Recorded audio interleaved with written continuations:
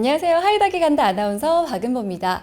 술을 전혀 마시지 않아도 지방간이 걸릴 수 있다고 하는데요. 오늘은 비알코올성 지방간에 대해서 알아보도록 하겠습니다. 속시원 내과의 정재규 원장과 함께합니다. 안녕하세요, 원장님. 네, 안녕하세요.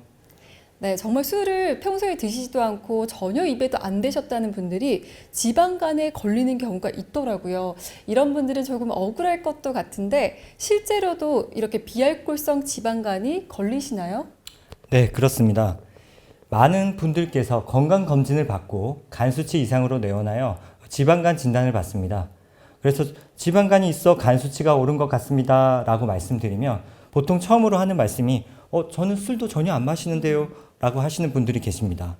그러면 지방간은 크게 두 종류로 나뉘고 꼭 술 때문에 생기는 것은 아니다라고 그렇게 설명을 드립니다. 그리고 최근에 체중이 늘진 않았는지 고지혈증이나 당뇨로 치료받고 계시진 않은지 여쭤봅니다. 네, 정말 술을 좋아하는 애주가분들이 걸리는 게 지방간이라고 알고 있었는데 잘못된 상식이었던 것 같습니다. 그러면 지방간의 증상에는 주로 어떤 게 있을까요? 이런 지방간은 대부분 증상이 없습니다. 약간의 피로감, 그리고 오른쪽 윗배에 무언가 불편한 느낌이 있다면 간 질환을 의심하고 혈액 검사, 그리고 복부 초음파와 같은 영상 검사를 해보시는 것이 진단에 도움이 될 수 있습니다. 네, 비알코올성 지방간 증상이 없다면 초기 발견이 어려울 수도 있을 것 같은데요. 치료는 어떻게 진행해야 될까요? 아직까지 지방간을 직접적으로 치료하는 증명된 약은 없고요. 비만, 당뇨, 고지혈증 등이 문제인 만큼 현재로서는 원인을 조절하는 것이 치료입니다. 그래서 가장 중요한 것이 체중 감량이고 그 외 당뇨나 고지혈증 등은 해당 질환에 맞는 약물 치료를 시행합니다.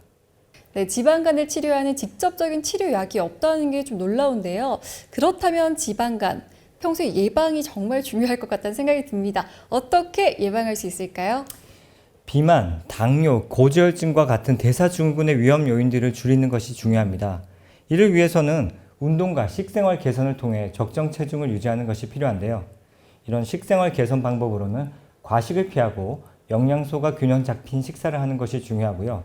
기름에 튀긴 음식보다는 삶은 음식을 섭취하는 것이 좋고 당분이 들어간 음료수는 피하며 사탕, 초콜릿, 라면이나 케이크도 가능하면 피하는 것이 좋습니다. 그리고 당뇨와 고지혈증 등이 있는 경우 이에 대한 적극적인 관리가 필요합니다. 술을 마시지 않아도 지방간에 걸릴 수가 있습니다. 비알코올성 지방간에 대해서 알아봤고요. 속시원 내과의 정재규 원장과 함께 했습니다. 좋은 말씀 잘 들었습니다. 네, 감사합니다.